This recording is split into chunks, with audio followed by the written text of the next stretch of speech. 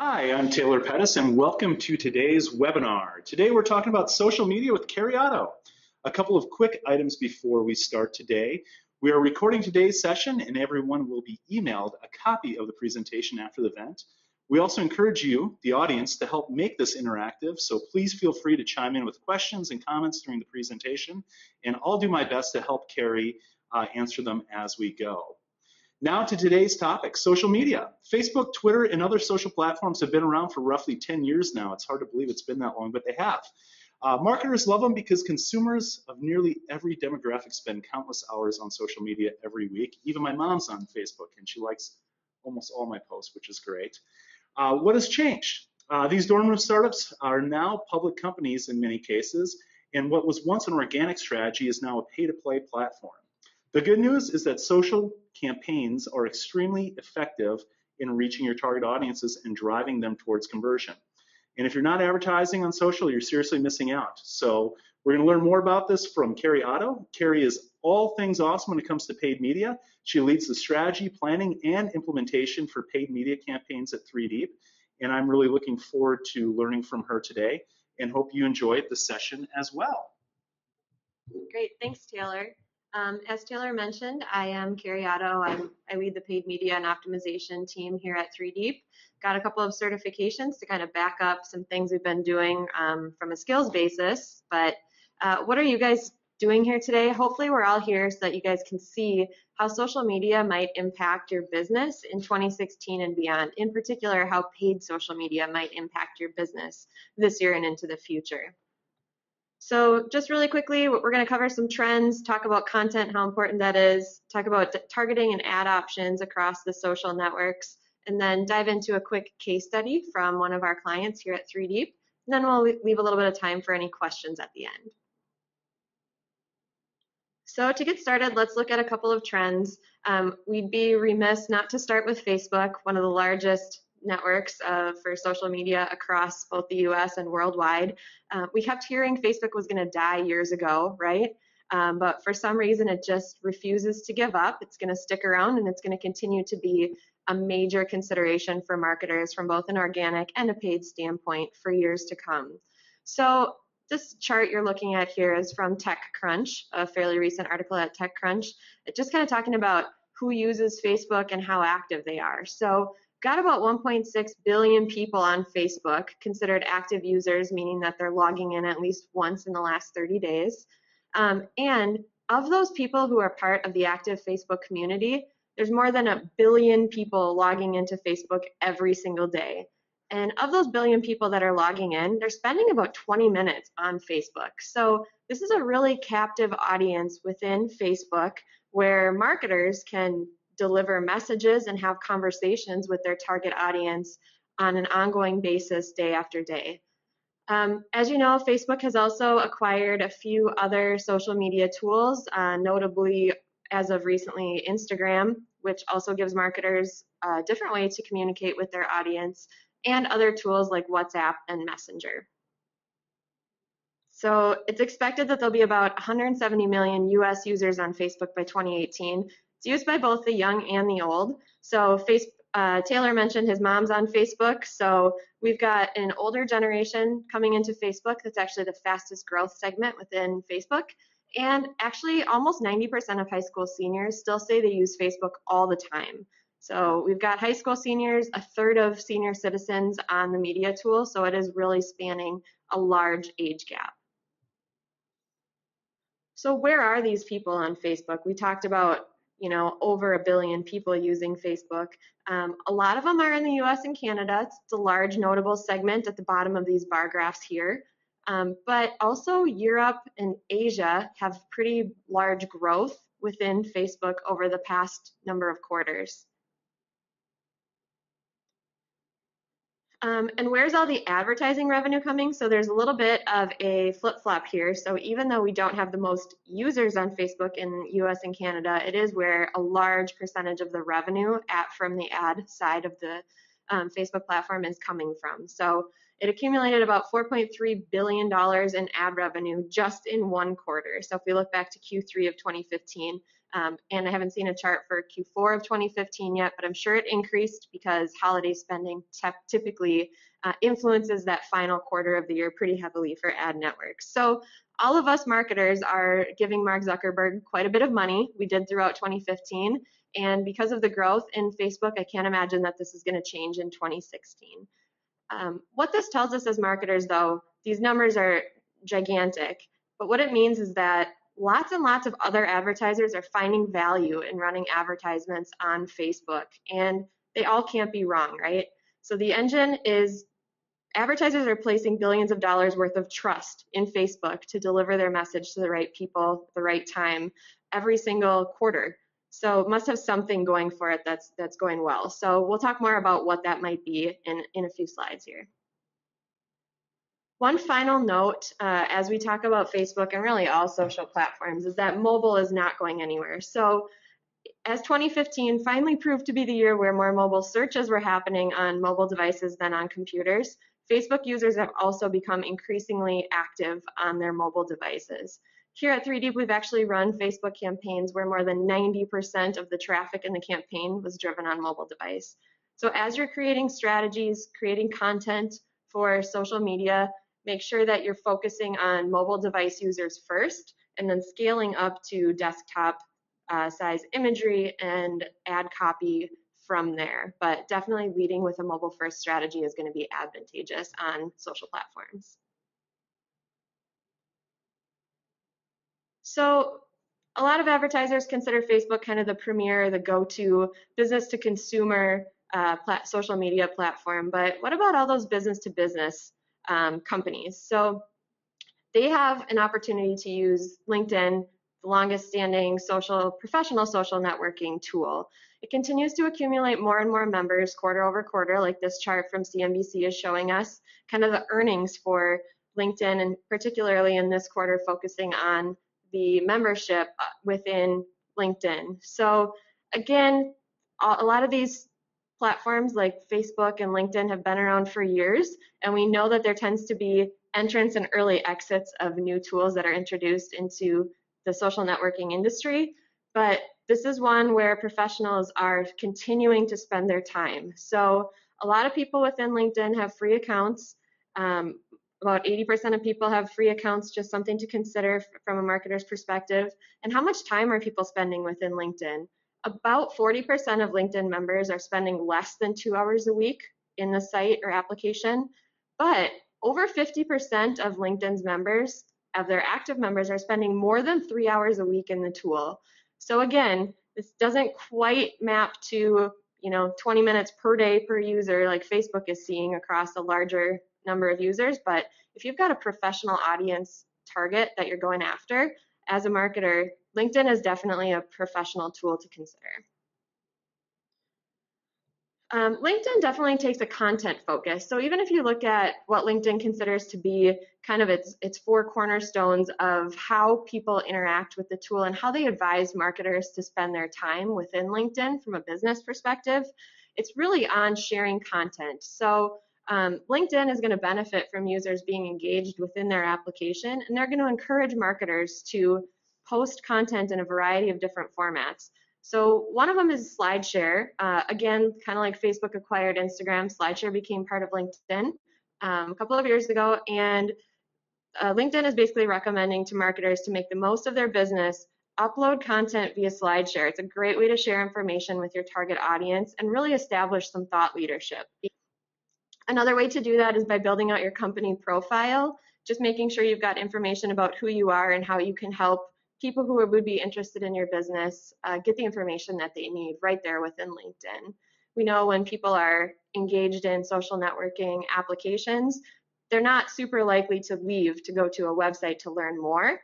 So one way to do that is to really embrace and create content where people can engage with them right within something like LinkedIn. Lastly, you can sponsor updates with LinkedIn. We'll talk a little bit about that ad format and how you can get in front of your audience using some sponsored updates. If your company is already talking and communicating with people on LinkedIn, there's a great way to amplify the reach of that message using the advertising side of the tool. And then some of the longer form content would be based on publishing within LinkedIn. So if you're spending a little bit of time each week creating blog-like content, posting that to LinkedIn, it's going to help your brand establish leadership within your industry as well. LinkedIn continues to earn quite a bit of money from their advertising platform, about $643 million 1 year ago. Doesn't quite rival the dollars we've been seeing on Facebook, but LinkedIn CFO is saying they're going to continue to focus on sponsored content, which is going to grow their revenue in the short term and in the long term as well. So as we talked about blog-like content on LinkedIn, we'll move into the microblogging preferred platform here, Twitter. Definitely the most popular short blogging website with about 300 million monthly active users. So we've talked about that, means they're logging into their account at least once per month. This information is based on some research done by the Pew Research organization. People are sending lots of tweets. As we see the penetration of this tool in the US, about 20% of women in the US have a Twitter account, and about a quarter of men in the US do have a Twitter account as well. We've got about 10% of older Americans using Twitter, which is a quicker growing age group, particularly looking to follow important figures and get information from various sources on Twitter. As we've discussed, mobile's not going anywhere. Of course, it's not going anywhere in social media. A lot of Twitter users are on their mobile devices. So based on the information I've provided so far, I bet it's probably clear that we're going to spend the majority of our time on Facebook and LinkedIn, and that is definitely where we're going to put our focus. We will talk a little bit about Twitter advertising and the different things you can use that platform for from an advertising perspective. Before we dive into how to advertise the messages you're creating for Facebook, LinkedIn, and Twitter, we first have to talk about how content really is king or queen. It's kind of an ongoing debate we've got here at 3 Deep. But without having a strategy to anchor to, your social media advertising will all be for naught. So having a content strategy is really simple, right? There's about 1 million definitions of what content strategy is across the internet. If you Google it, you'll be amazed at how many different definitions you can find. But let's just anchor on one, since our core focus today isn't about content strategy, but we'd be remiss not to talk about it. So content strategy is really going to guide the planning for the creation, delivery, and governance of usable, useful content. And that's from Christina Halverson, who's the founder of Brain Traffic, also here in the Twin Cities, just like us here at 3 Deep. So if we anchor to this, content strategy is basically going to give us some guardrails, some guidelines for what sort of content we want to create and why we want to create it. What is the message we want to deliver to our audience in the upcoming quarter or year? And how are we going to do that? We have to say no to some things, and having a content strategy allows you to focus on what's most important and say no to the things that fall outside of the scope or the target information you want to deliver in the upcoming time period. Content marketing is what more and more marketers are drawn to. And so content marketing, again, so many different definitions floating around out there, different people defining it in completely different ways. How is it the same as or different from content strategy? Where do they overlap? Where do they not overlap? Let's just anchor on one definition. So Joe Polizzi, the founder of the Content Marketing Institute, says content marketing is create valuable, compelling, relevant content to build an audience over time in order to see profitable customer action. So this is really where social media marketing or advertising can come in.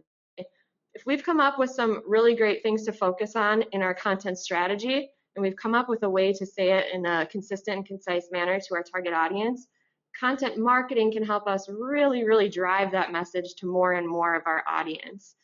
Profitable is also subjective. It doesn't have to mean dollars. It could be creating more brand advocates through your social media. Whatever it is, content marketing is just going to help us deliver our content strategy. And of course, more and more marketers are drawn to content marketing because strategy kind of gets boring. It's hard to see it in action. So content marketing is particularly hot. And why is that? Because if you've spent a lot of time developing good quality content that your audience actually cares about and no one's there to hear it, what good is it anyway, right? So in a recent post from Contently, content experts recommended placing at least 20% of your content budget into marketing so that you can make sure the content that you've created with a great strategy in place can actually be seen and found by your target audience. So now we're going to talk about how to amplify that content via the social media advertising platforms. So not all targets are equal. Let's talk about the different targeting options on the social networks that we have mentioned so far. So there's a lot of basic targeting options on Facebook and Instagram. So now anytime you're creating ads or amplifying, promoting your posts via Facebook, you can actually create ads that will run into Instagram as well very seamlessly. You just pick it as a desired placement and your ad can run across Facebook and Instagram all within one platform. It's a great time saver and helps you reach more and more of your audience. So how can we target people on Facebook and Instagram? We can target people who are our followers. We can target by geography, other demographics people have entered into their profiles. We can target people based on interests that they have. Based on interests are defined by pages people like, brands that consumers are interacting with. We can also target people with behavioral characteristics, meaning that they have specific purchase behaviors or non-purchase behaviors but purchase intents. And then Facebook also buys data from a lot of third-party sources, so we can also layer in some additional characteristics of our target audience. So let's take an example. Let's say we want to sell a product that is in the baby industry. So we want to market this product to women who are likely to be purchasing it for their children. So we would want to target people on a few demographic characteristics. We want to target women, maybe who live in a certain demographic or in a certain geographic region if we need them to drive into the store. And we want them to be in a certain age range that signals they're likely to be moms of younger children. They may have interests of parenting, meaning they're liking other pages, Mommy's Time Out, Scary Mommy, some other pages on Facebook that indicate they are interested in learning more about being a good parent. And then we can layer in some information about what products they may have purchased over time. So let's see how this starts to filter down as we look at the Facebook targeting platform. So first we select our demographic features, right? As we define, we're targeting women in this age range in this geographic location. About 700,000 women would fall into our target audience segment. But we want to get a little bit more specific than that. We want to make sure we're targeting those moms with kids. So we layer in that interest-based targeting, people who are interested in parenting, and we say, well, if they're interested in parenting or they have purchase behavior on baby products, now we've got a potential reach of about 250,000 women who are falling into this target audience segment. Lastly, we could layer in and say, well, this particular product that we're promoting, people should really be making about $40K per year from a household income perspective in order to afford this product. So we can layer in this third-party data and say, make sure these people also have these income ranges. And now we've narrowed our target audience down to about 100,000 people. So we have some pretty sophisticated targeting techniques within Facebook. And you guys have all heard of that half of advertising dollars are wasted and you don't know which half, right? It's actually not so true in the digital world, because with digital you can measure everything that works and everything that doesn't work as well. You can start by targeting small like we did here. You don't have to be like the major truck companies splashing your ads all over football games because all men who watch football must like trucks. The mass advertising approach is a far cry from the specific detailed targeting capabilities in the paid social universe. And you can continually measure and adjust and optimize your campaigns once you've gotten them into market. So we can actually realize some pretty significant savings by running these micro-targeted campaigns across the social networks. As you define your audience, the Facebook is going to come back and say, this audience segment there's other brands competing for these targets as well. And based on that, here's a recommended cost per click you might need to be willing to spend in order to get your ad to reach this target audience. So it's all based on an auction system depending upon how coveted this audience segment is. So Facebook will give you a range, and then you can set that yourself as an advertiser. So that's kind of the basic targeting options available on Facebook. Let's talk about a little bit of the advanced targeting options on the platform as well. So one of the really cool things you can do is you can use your customer database to reach your best consumers across social media. So people who've purchased from you and given their email address in the process, we can actually upload that into Facebook, or people who have, requested information, downloaded a brochure, and now we want to get our message in front of them again. We can upload a custom audience. So what we can do is we can upload a list of emails called a customer list and see how many of our customers we can actually market to on Facebook as well. This is all done through a data hashing process within the Facebook advertising platform. So what we do is we take our consumer database list, it can be your whole list or a section of it, depending upon what you want to advertise and to whom. And Facebook can basically anonymize that data and say, based on those 100,000 names you gave me from your customer list, I was able to find 50,000 of them within Facebook. And they're doing this by email address matching, number one. There's a few other ways you can do this, by phone number and some other methodologies if you have additional information as well. And Facebook will then say that email address that you uploaded is associated to this person's profile within Facebook. Now we've got a certain match rate that's going to allow us to place our advertisements in front of our best customers, people who've already given us their email address. And now we're talking to them across channel. We can talk to them via email, and we can also make sure they get that message in other ways as well. There's one more thing Facebook can do with that custom audience uploaded list, and that is create lookalike audiences. So once you upload your database and Facebook says, it's really interesting, within your database, a lot of people are men in the age group 45 to 55, and it looks like they like hunting and fishing very often. Facebook can start to do some of that major data analysis and create lookalike audiences based on demographic, geographic, interest-based characteristics of your custom audience list, and find more people across their system that look exactly like your current consumers or your current database list. So this is a pretty powerful targeting platform. It kind of takes the guesswork out of you trying to define what people might be interested in, and let Facebook do some of that work.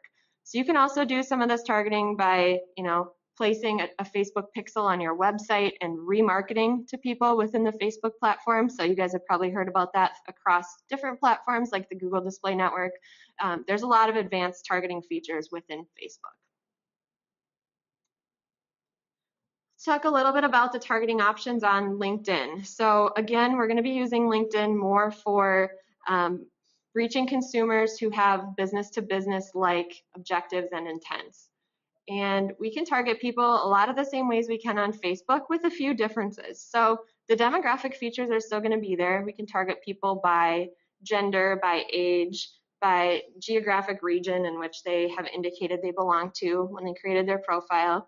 And then we've got some more company-specific and job-specific ways that we can reach people. So we can target people in specific industries, of company sizes. We can actually target specific companies if we want to reach people at Target or Best Buy or General Mills. We can actually type in those companies specifically and make sure that our ads show only to those people at those specific companies, or we can go a little more broad and pick industries. Then we can target people based on their job, whether that be the job function that they have, so maybe what department they reside in within an organization, the level of their job, so whether they're a manager, a director, chief executive officer, or maybe in an entry-level position. There's a number of other ways we can refine our targeting on LinkedIn, and that is by indicated skills that people say that they have. We can target people based on where they graduated from, what degrees they have, a number of other factors as well. So what does this look like in action? Again, we're kind of filtering the entire LinkedIn universe, and we're saying, okay, if I want to reach people 25 plus in the greater Minneapolis-St. Paul area, I want them to be in specific industries. Maybe my business is most interested in working with people in a set of specific industries. And, as a company, we may have a target We want the companies we're going to work with to be at least 500 employees or more. We want them to at least be a small mid-sized company. And then we can refine that a little bit more and say the buyer who's going to actually make a decision about what our company has to offer is probably at least manager or director level or above. And then we can say, oh, we actually need this buyer to have some knowledge of marketing in order to be interested in the product or service that we have to offer. So you can see how that target audience number changed as I applied those different filters. And because of all of these filters I've applied to the LinkedIn universe, I have about 6,000 people I could talk to on LinkedIn that really fit that target demographic I'm looking for. And again, LinkedIn is going to determine a recommended cost per click bid for your audience. LinkedIn does have a minimum cost for entry into their auction to get ads in front of people on their tool. It's a $3 minimum cost per click bid, which seems a little bit steep, but you have to remember in some of these industries where companies might be interested in using a tool like LinkedIn, they may be spending a lot more than $3 to $5 to $7 on clicks across different networks, like the search network. Some software companies may need to be willing to spend $20 on each click on Google, whereas in LinkedIn, they may be able to generate those clicks at $5 or $7. So it's kind of all relative. The costs on LinkedIn are going to be quite a bit higher than what you would see on a tool like Facebook or Twitter. So how can we target people on Twitter? A lot of the same ways we've already mentioned, so I'll kind of breeze through this. We can target followers of your Twitter profile or other competitive brands. We can target people by device, by behavior. We can target people on Twitter based on keywords that they have recently tweeted about. We can layer that with geography, language, gender, and interests. So if we're running some sort of a campaign around something March Madness related, our target audience might look like the following, right? We might want to target men located in the United States whose behaviors online indicate that they're probably sports fans. They've identified some interests in basketball, and they may have recently tweeted about things like March Madness or NCAA bracket, college basketball, these sorts of things. So Twitter, we first put in just where somebody's located in the United States, their gender is male. We've got a large audience based on just those targeting features here. But as we start to kind of layer in some of those additional targeting features like the behavioral, interest-based, and keyword behavior, we've reduced our target audience size to 6 to 9 million people we could reach. So this is still a pretty broad target audience compared to the 6,000 we just saw on LinkedIn specifically. But if we are trying to reach all men on Twitter who are potentially interested in this NCAA tournament related product that we're offering, this might be an appropriate time to reach a slightly larger audience. Just like the other platforms we've talked about, Twitter is going to generate a cost per click recommended bid based on this audience and how competitive it is on the Twitter platform to reach these different users. On Twitter, you can also target people based on tailored audiences, which is very similar to the custom audience upload on Facebook. The match rate is slightly lower on Twitter, meaning that less of your consumers are probably going to be on Twitter, but that is going to vary by industry. And again, all of this is done through a data hashing and matching process like we discussed earlier. So you are going to pay to reach your target audience. There's no doubt about it. And here are some experienced average cost per clicks for campaigns that we have run here at 3Deep, and then just gathering some additional info from industry trends in the marketplace. On Facebook, you could experience cost per clicks much less than $1 and very seldom much farther than $1 on the high end.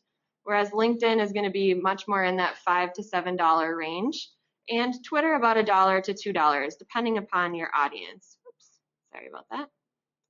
So you have to just consider your audience, figure out, how much is it going to cost to reach them. It's free to kind of enter into the tool and start to play with the targeting features, so you can get a good feel for how much it might cost to reach your target audience on these different platforms. It can still represent a steep discount over the search networks, like we discussed when we were talking about LinkedIn, right? If cost per clicks on the search network are $5, $6, $7, and you can get that reach that same user on social media for $1 or $2, potentially you want to make sure you're maximizing the media spend in the right channels. So we can think about using remarketing across Facebook. So you paid $5 on the search network to get somebody into your website. You tagged that person, so now you can remarket to them on Facebook and only spend $1 to get them back into your website instead of spending $5 every single time you attract that person through the search network. So there's quite a few ways you can use this in combination with other media vehicles like search advertising or whatever else you may be employing in your company.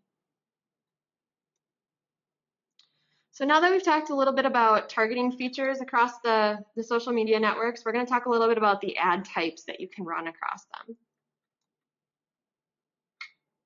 So Facebook clearly offers desktop and mobile variations of their ad formats. We can promote our posts, which is as a brand when you are already creating content and distributing it to your social network. We can basically put some ad dollars behind that, refine who our target audience is that we want to see that. Maybe it's our fans, or maybe it's beyond our fan base and it's some additional people that meet our targeting criteria. So we can easily promote our posts both on mobile and desktop devices. Or we can run some additional ads that may drive people through to our website or someplace where they can actually take action, whether that's a purchase, a form fill out, or some other desired action on our websites. So you can see the standard ad format is going to allow us to, of course, be image centric. We want to make sure we have a nice large image with no more than 20% text embedded in the image. We've got plenty of opportunity to add in some text above the image and below the image to encourage people to take some action. Facebook is going to have built in the like icon at the top of our ad, even though we may not be running page like ads. It's just a built-in feature of the ads on Facebook. And then we've got a call to action button, and we can actually modify what we want that call to action button to say at the bottom of our ad, as well as social sharing opportunities so that as users are seeing our advertisement, they can share it with their networks easily by pushing the share button.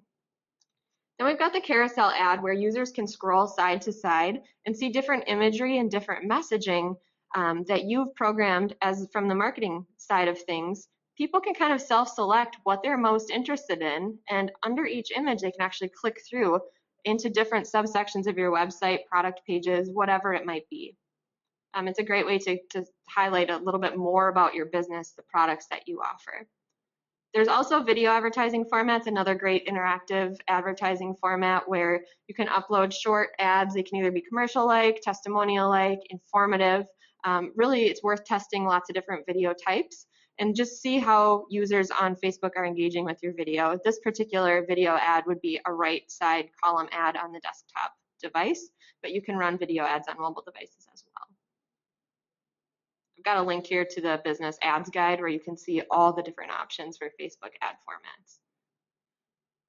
Now when we're talking about Instagram, these ad formats at the surface are going to look very similar to one another, but we've got just kind of the standard photo ad where you're just highlighting one image about your business with a little text below it. People can either like, comment, or learn more about that easily within the ad placement. There is a little sponsored indicator up in the top right corner. Second format for the Instagram ads is a video ad where, again, you want to show movement within your image. It can draw the user's eye a little bit more so to your ad than just the standard images they may be used to seeing on their Instagram feed. And lastly, you can create a carousel ad on Instagram, just like we talked about on Facebook, where users can scroll side to side and find out more about a product. So if you remember that target audience we defined for Facebook when we were looking at targeting a mother who was interested in parenting and maybe potentially baby products, well, if you've got a diaper cream to advertise, why not try on Instagram, right? We know cost per click is pretty low there. We can create an ad that has quite a bit of visual interest with this upside down baby, and as we scroll from right to left, we can actually tell a little bit more of our story. You can see that there's different products we offer, cute babies that engage our eyes, especially as parents, And then with each of these visuals, there's a call to action to learn more about that product. Overall, these interactive ad formats where users can scroll or engage with a video seem to be well worth it from our experience. So for one of our clients, this past fall, we ran 2 different ad formats for the same promotional campaign. One was the standard website ad format where users would see a static image. I have the opportunity to click through and get a coupon for sale of this product. We introduced the carousel ad format where users could scroll side to side and hopefully find the different boot that meets their needs or identify with a product that they've purchased in the past and may need to repurchase, right? So users can scroll and see up to 5 different product images in the carousel ad format. So what did this mean for the company's campaign? Well, those carousel ads that you saw on the right actually drove 2 to 3 times higher click-through rate depending upon the target segment. So we were essentially able to drive more clicks for the same exposure.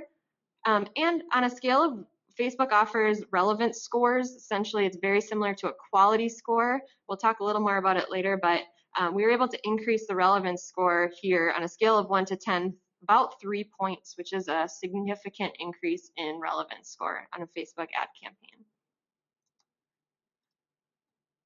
So LinkedIn, there's a couple of core ad formats on LinkedIn. One of them is the sponsored updates area, which will appear in your newsfeed. If you've never paid attention to these before, they're typically the second or third post in your LinkedIn feed. And there is always a little sponsored call under whoever the business name is that's linked to that LinkedIn profile. A lot of built-in features, again, on this ad where you're essentially sponsoring your content by paying a little bit of money to get exposure to your target audience here. There's going to be a follow option, just like in the Facebook ad at the top right of the ad format, opportunity for you to engage with that ad and socially share it across your LinkedIn network, or comment, or actually click through on the ad or the link associated with the ad and drive to a website or wherever the ad is directing you.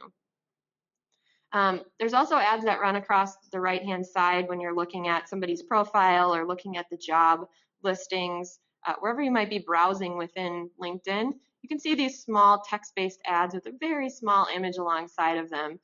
These are going to generate very little clicks, the small ads that run on the side, but you really just have to think about what's the right format for the message you need to promote. And how often are you posting? Who would manage the content creation for the ad posts if you wanted to sponsor those? It's just an assessment of what kind of content do you have. We know that the ads appearing in the newsfeed are going to have a much higher click-through rate for your business. Again, you're only paying if somebody clicks on your ad, so if awareness is a goal, the small right side ads might be just appropriate for your brand. Just one quick tip on LinkedIn, if you notice your campaign is getting a little bit stale, one thing that we've found to be successful on LinkedIn is to change out your ads very frequently. So if you've launched an ad and you look at your ad performance in the LinkedIn results panel, and you start to see impressions going down and clicks going down, this typically happens every 3 to 5 days on LinkedIn. The best thing you can do is create a copy of one of your ads with slight tweaks and release it so it looks like a brand new ad to LinkedIn. That'll help you generate some additional impression and click volume again. Twitter is very similar to the other platforms we've already talked about. We can run large sponsors in the Twitter feed, essentially called website card ads, allow us to put a big image in and include a little bit of information, hopefully encouraging people to click through and interact with that ad. Just recently we're launched into beta video ad formats that can appear in the Twitter feed as well. So it's another way to offer a more interactive format for users. You can also promote your brand. You can promote hashtags and topics that you want to trend on Twitter, or you can just promote your tweets that you've already created without adding that card format to it. So the advertising platforms are going to give ads quality or relevance scores based on this simple Venn diagram, right? There's 3 major players in the marketplace on social media. We've got the advertisers, the networks, and the users. And one way to look at it is if you as the advertiser are making the network money, you're going to be rewarded by giving the chance to make them even more money. So it's kind of a cynical way to put that, but think about it. If your ad is more likely to be engaged with, the social network, just like a search engine, has a reason to run your ad more often. More clicks on your ad mean more money for them when you're paying by click. It also means that you're going to get more traffic or engagement depending upon your ad format or ad type at a discounted rate typically.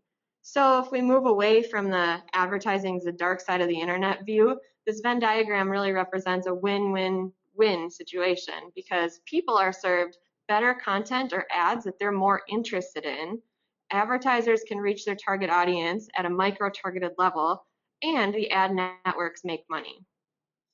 So it really can be the trifecta here really pays off for all parties involved. Facebook determines that relevance score that we were talking about on a scale of 1 to 10. With one advertiser, we were able to drive relevance score from 5 to 7 or 8 on Facebook, which drove a 30% reduction in cost per click. That means for the same budget, we can drive 30% more traffic into our website and ultimately drive more conversion behavior. So Facebook had already had a low cost per click, but when you've got a strong relevance score, you created an ad that people like to look at and like to interact with, it's actually going to help you drive even more business for your media dollars. Now let's look at a quick case study. So we recently ran a campaign for a recipe website, and their primary goal was, share some fun, fresh content with people who'd already liked this Facebook page and extend that reach into some of their other core target markets. This company had a secondary goal of encouraging the people who are seeing this content organically to extend that reach a little bit more and propel that content into extended networks. And kind of a tertiary goals for this brand were to drive engaged website traffic. So even though the dollars were going into the social platform, they were hoping that the social posts would encourage people to click through and come to their website, and also drive in-store purchases of the products being featured in these recipes. So it all starts with a solid content strategy, right? So we had to do some editorial work behind the scenes, basically for both Facebook and Pinterest. There was a lot of curated content that this brand already had, a lot of recipes that already existed, some boards on Pinterest of meal ideas and party planning ideas that all worked together. And then for the whole month, the content strategy, what they were going to say was planned out well in advance. Now, it takes a lot of effort to create that content, and we can accelerate the reach of it using paid. Again, you got to allocate some of your dollars into working dollars to make sure this content reaches the right audience. And that's done through content marketing. So what we typically think of kind of mass marketing as just shouting out at our target audience, when we've got a good piece of social content marketing should not feel like somebody's screaming in your ear. It should be, hey, I'm getting this content because I'm actually interested in it. So in this case study, to stay focused, this brand wanted to promote the post that they had scheduled for the month that this campaign was running to 4 key audience. Their current likes, meaning people who'd already liked their Facebook page, but we know that Facebook has minimized the organic reach of their content. So only about 5% of people who are liking your page are going to see your posts without amplifying those posts somehow. And then 3 other segments: parents, empty nesters, and young adults. So once we started promoting these posts to these core audiences, we were able to start to see some results. We reached percent of the budget spent to reach parents, empty nesters, current likes, and young adults ranged from about 32% down to 10%. And there was an imbalance between who we reached and how engaged they were with the content. So this brand was convinced that parents, the green segment here, were their core target audience. The interesting thing is here, the majority of the budget was allocated to parents and empty nesters, but more of those empty nesters carried the heavy burden of actually driving additional engagements with this content. So there's some imbalance there between who is really the core target audience, right? Some more results. So from a higher up level, the green bars in what's under the the chart here in green is lifetime total likes on Facebook for this website recipe page, right? So on Facebook, likes grew, they dropped when Facebook cleaned up, started to grow slightly again, but had really plateaued for the previous few months. When the campaign started on December 1st, you can really see how the number of likes for this page grew. Again, likes are only so important because they don't always see your content. But what's really interesting is that blue spike, right? That's the number of engaged users on a daily basis, people who are clicking on, commenting on, sharing your content. And as the Facebook campaign was running with some paid dollars, this engagement increased pretty enormously. So, and then you can see when the campaign was turned off on December 31st, likes no longer grow and engagement is essentially flatlining again. Number of people reached from a paid and organic perspective during the campaign. Daily number of people reached with the paid advertisements was growing, and at that same time, more and more people were reached organically without needing to spend additional dollars to reach them. And you really can't even see the green line ahead of this promotional time frame. It's pretty interesting that as you spend a little bit of money, it compels people to share and interact with your ad, and their networks start to see it organically as well. Now, I mentioned a little bit about how some of that Facebook content that was being shared during this campaign was pointing towards Pinterest content.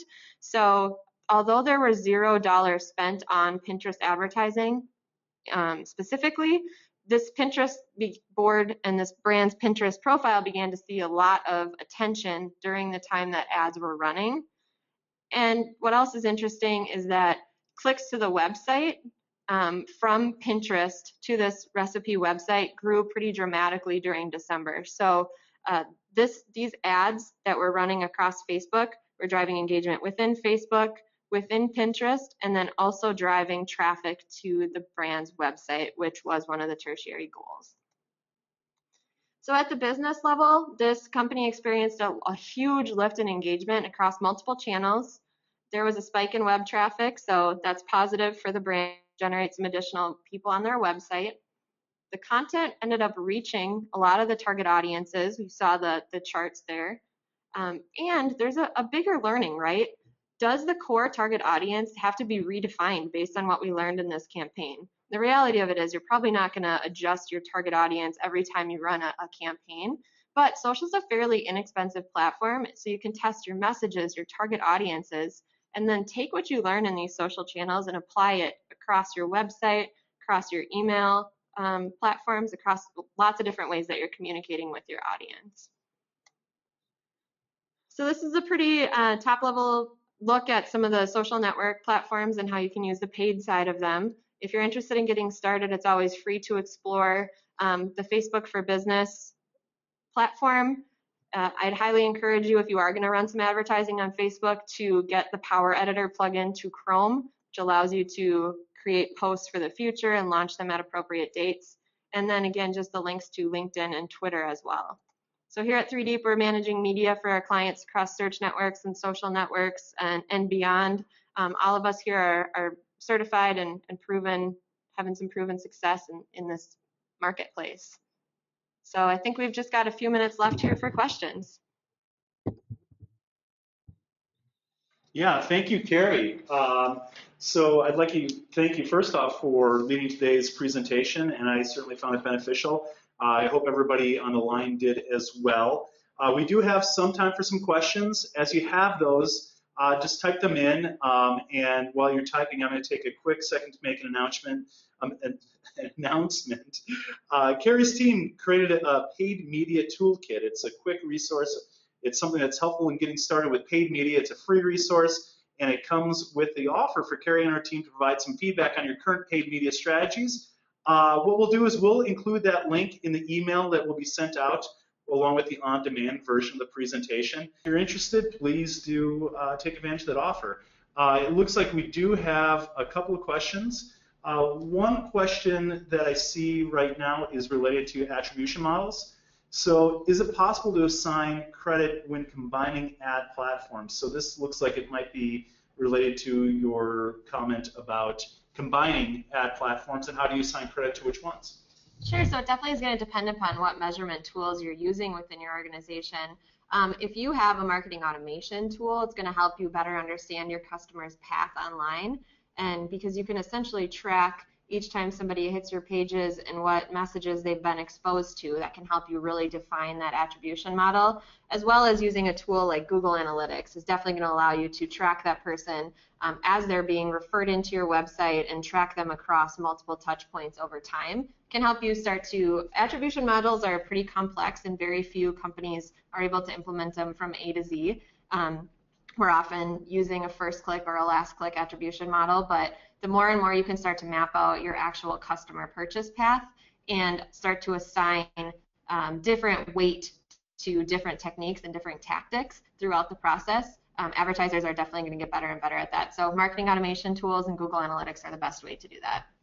So this next question actually goes a little bit beyond the ad itself. So it looks like getting people to take action from your ad.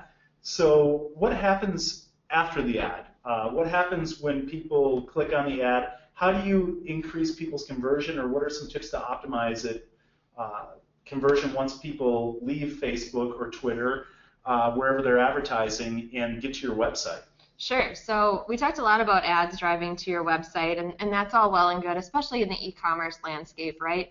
We want to drive people into a page that they expect to be taken to once they click on that ad. So if I'm looking at a particular pair of shoes in your ad, I expect when I click on that shoe to be taken into a page where I could actually purchase that exact shoe. So number one, make sure you've got the destination URL or the destination experience in alignment with what the user would expect.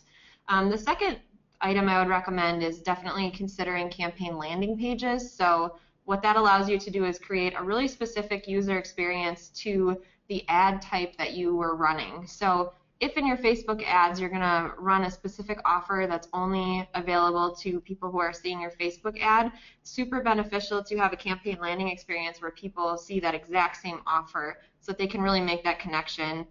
So that's the first thing is, again, you've heard me say relevance too many times today, but it's really important to be relevant, help people find what they expect to find. And once you get them into either your website or your landing page, you want to make sure it's very visually compelling for that user to follow the next steps. So clearly lay out what you want them to do next once they arrive on that page. You want to start setting that expectation in the ad, and then either on your website or your campaign landing page, include a very clear call to action with what you would like that user to do, and make sure the content provided either on that web page or the campaign landing page encourages the user to take that desired action.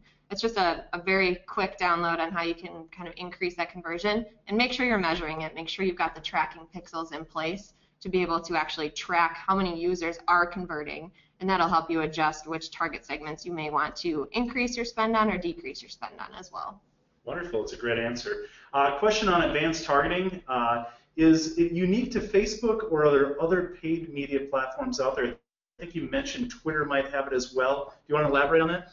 Yeah, so more and more advertising platforms are allowing you to upload custom audiences and run remarketing ads across them. So yeah, Facebook, Twitter are going to allow you to upload your custom database, and really as of fall of 2015, it's a pretty quiet announcement, but Google is now also allowing you to upload your custom audiences and reach them through platforms like Gmail ads or the Google Display Network. So strongly encourage you to look into that if you've already got AdWords, Facebook, Twitter accounts.